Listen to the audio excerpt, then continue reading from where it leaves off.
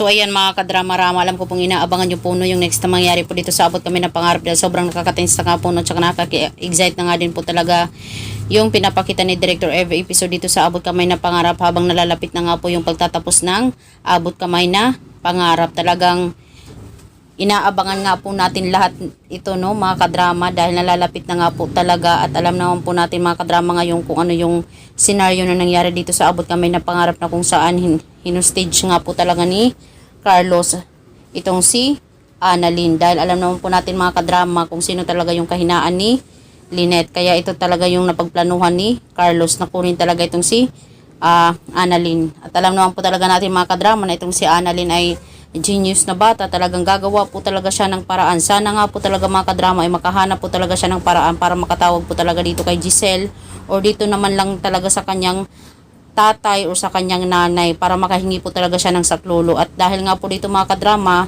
kung if ever makatawag man po talaga itong si Annalyn ay malalaman na nga po talaga nila kung sino yung kumuha po talaga sa kanya.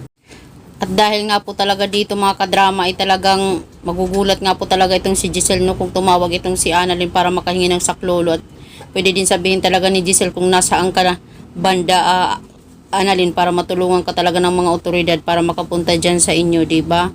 Tapos yung problema niyan mga kadrama, habang tumatawag itong si Annalyn ay bigla talagang mapuputol dahil kukunin yung cellphone sa kanya dahil malalaman nga po no dahil may nagbabantay nga po talaga sa kanya. Ay naku mga kadrama no, alam naman po talaga natin mga kadrama kung ano yung drama ng ano no ng mga Pilipino, diba? Alam na natin kung saan patutungo, ano yung pwedeng mangyari, parang may alam na tayo sa mga next na mangyayari po talaga mga kadrama dito sa Abot Kamay na Pangarap.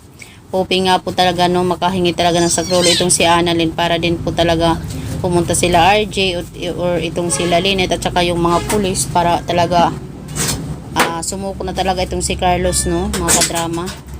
So yun lang po mga kadrama, maraming salamat agad sa palagi niyong panonood. Huwag niyo pong kalimutan na i-like, i-share, tsaka i-subscribe po yung aking channel para sa susunod na video mga kadrama is ma-update ko po kayo.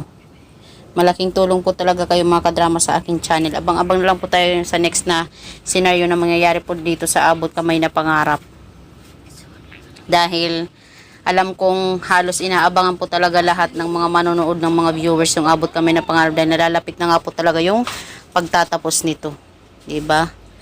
So mga kadrama, abang-abang na lang po tayo mga kadrama. Wag lang po tayong mabagot sa panunood dahil nalalapit na nga po talaga yung pagtatapos nito. Kaya walang kikirap, laban, patuloy lang tayo. So, yun lang po mga kadrama. Maraming salamat agad sa palaging panonood. Salamat sa palagi niyong suporta. Huwag niyo pong kalimutan na i-share po yung aking video.